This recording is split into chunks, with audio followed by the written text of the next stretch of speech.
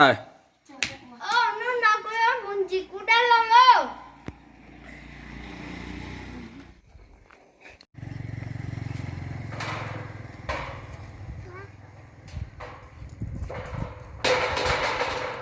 Nó nào đã lâu của nhát thế nè.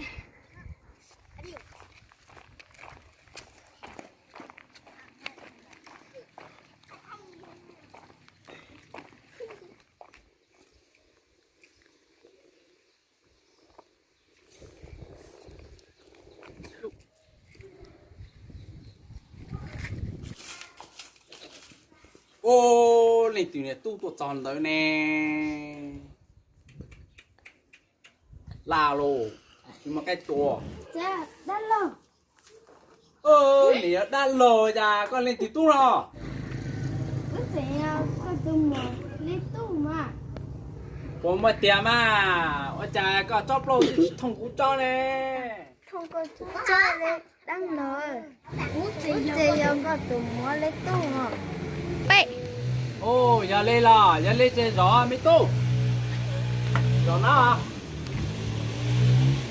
Anh có tôi mua ăn chưa? Đã lời, bố ta sẽ có một cái nào. Giữa, quý anh giữa, ít chú cho một dùa. Ê. Đó, tu, cái yếu bảo là sẽ yếu lâu nè. Có dễ từ lâu xưa. Ô lên mà tôi, mong là trên đó đã lâu quý mọi ta kia đã lâu mà tí tu rồi còn đó. Tu, giờ lên chơi không nó can đủ, thế chơi có một chế là chơi một nát chế cũng mà mỗi tụ cây là có ngắm một dùng đó.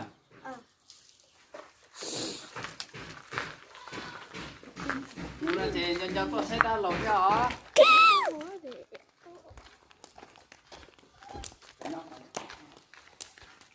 Nó, đã lâu tụ cây này, ngắm một dùng còn hòa ván á.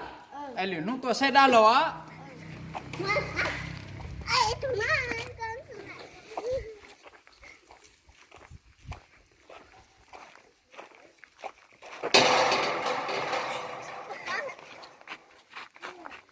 Đã rồi nha. Lúc bố ta sẽ bê. Lên mà tu, giờ lên chơi có mà mua đó.